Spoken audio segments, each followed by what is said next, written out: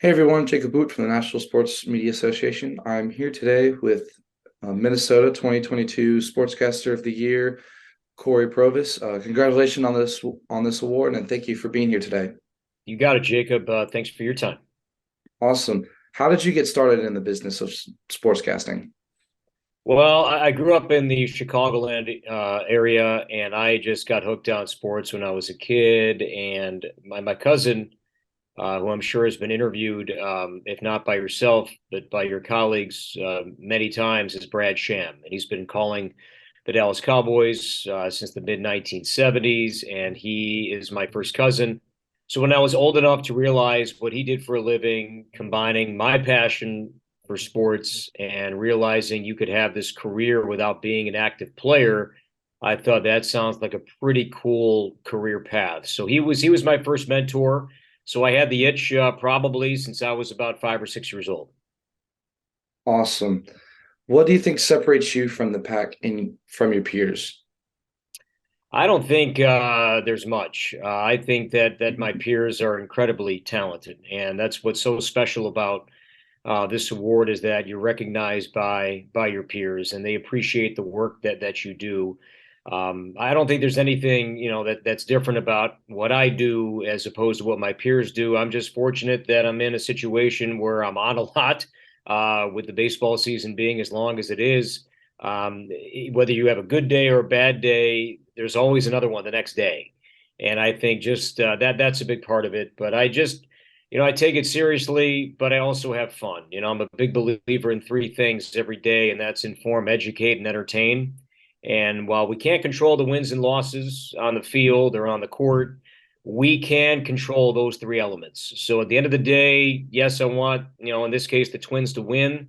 But if they don't, if we did our job, if we informed the audience, we educated the audience and entertained the audience, then I go to bed at night feeling just fine. Awesome. How did you get to where you are right now? Say one more time, Jacob. You broke up there a little bit. How did you get to where you are right now? A lot of hard work and a lot of networking. And what was key for me is that my first job out of school was I knew I wanted to do play by play. So I passed on some other jobs, maybe in some bigger markets, to take a smaller job that was play by play. Those jobs in bigger markets were not play by play. They were going to be, sports update jobs and producing and things like that, where I knew I wanted to call games. So I just stuck with my gut on that. And my first job was in Blacksburg, Virginia, in the fall of 2000, calling Virginia Tech women's basketball games. And I didn't go to grad school, but in some ways I did because I worked, and learned under a guy by the name of Bill Roth, who was then at Virginia Tech, and now he's back at Virginia Tech calling football. But he was the longtime voice of the Hokies, and I'm thrilled that he's back in Blacksburg now. But when you're 21, 22 years old, that's the best thing you could do is that you're getting hands-on experience at a place that loved their sports. Virginia Tech, that's what they are there. They're all Hokies, and they had a great fan base that followed women's basketball, that was passionate, that would fill up Castle Coliseum.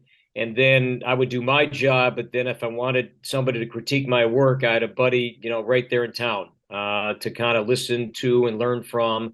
So without him, there's no way that I'd be where I'm at today all these years later. So I was very fortunate that first job put me in a great spot and just around great people. Awesome.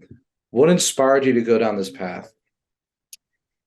It's just when I was a kid, I would on Sundays, I can vividly remember when I was 8, 9, 10 years old, when the Bears would be playing the Packers or the Lions or whomever, the Vikings, I would turn down the sound on the TV. And I remember the Chicago Sun-Times would have the rosters of both teams in the Sunday sports section. And I would cut out the roster and I would highlight some things. I didn't make a board or anything I didn't know anything like that, but I would just try to remember some numbers and look down, and I would turn down the sound and call the game.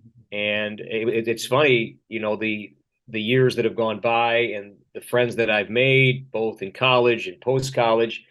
what seemed abnormal, probably among some of my childhood friends, was actually quite normal among my college buddies who are all doing, many of them are doing great work in broadcasting to this day. So that kind of was my first start, just doing it at home. This was, pre-computers and all that stuff. It was just turning down the sound and calling Bears games on Sunday. Awesome. Who do you look up to in the business? Well, I mean, Pat Hughes, who's going into Baseball's Hall of Fame in July. He's been the voice of the Chicago Cubs for a long time, and I grew up a big Cub fan. And then I had a chance to work with Pat and learn from Pat in 2007 and 2008. So Pat Hughes is somebody that I've always admired. Just how he broadcasts, his preparation, his inflection, his cadence, his knowledge of the game, his vocabulary. I just have never taken that for granted. So he is somebody that I've always admired his work. Bill Roth, as I said, just his passion for the job and his preparation. And when I do college sports in the off season, when I do football and basketball, the board that I make is basically a Bill Roth board to this day. Just making it on computer and putting in stats that we may not need, but I always feel over prepared, and I always want to feel that way. I worked with Hall of Famer Bob Uecker for 3 years, and the idea that we go into these broadcasts to have some fun and don't take yourself too seriously. That's from Bob. He's a champion of being able to laugh at yourself. And so he's a guy that I've always looked up to, and I got to watch as a kid in major league movies and Mr. Belvedere, and then I got to work alongside, and to this day I call him a friend. But then there's other people in the business. My cousin Brad, I mentioned him. Some of my favorite booths in baseball, whether it's the Phillies radio booth, Scott Fransky's is incredible. I love the Mets TV booth. I love the Giants broadcast with Kruk and Kipe and John Miller and Dave Fleming. I think that's a great broadcast. There's so many more. The Seattle guys are great. Jason Benetti's a great friend. So those, I just listen to my peers, and there's parts of all their broadcasts that I borrow, and I tell them that I don't trademark any of this as it's my own. I just your peers are just, they're at this level because they're all really good, and their paths are different, but their passion for the job, their preparation for the job, but man, they have fun. It's not just all stat. It's having some fun, doing it with some sense of levity. And those are things that I've picked up on over the years and try to bring to our broadcast each and every day. Awesome. Final question. What's some advice you can give for students or young people like me who want to go into this business? Jacob, going back to what I said at the top, don't be picky about that first job. I was from Chicago, and yeah, it would have been great to get a job in Chicago at 21, 22 years old, but it was unlikely. So I'm glad I went to a small town, and I got experience right away, and I didn't say no to anything. And I was an independent contractor my first 3 years out of college, meaning I didn't have insurance. I didn't have any benefits. I was getting paid per gig. There were times I would just do random events for Roanoke College. It could be Division III lacrosse. Randolph-Macon asked me to do some women's basketball games. And some of those games, they couldn't pay me, but they could feed me. And I said, okay, that's a win. I get if I get a free meal.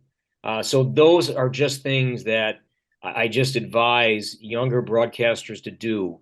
A colleague of mine that I work with on the Twins, his name is Chris Atterbury, and he's got a great line. And, you think about this career, and you're so focused on the destination, but don't just put aside the journey. Enjoy the journey.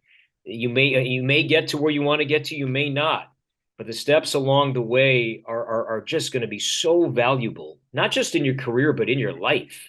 Growing up where I did, the northern suburbs of Chicago, a very affluent area, was great. But I'm glad I got a chance to see small towns and in the South, and I got to see a whole new lifestyle. And I'm glad I have that experience. So I don't take for granted, where I grew up, what I experienced, and what I have now, because I've been around. I've been to other places. And so that's my advice: is don't be picky about that first job. Get on the air. Get experience, and just enjoy it. And every step along the way is progress. And don't just be so focused on, boy, I want to get to this market. I want to get to that league. I want to get to that level. Every step along the way is important. Awesome. Well, thank you for your time, and I hope to see you in person at the awards this June. All right, Jacob. Thanks a lot, man. Great job.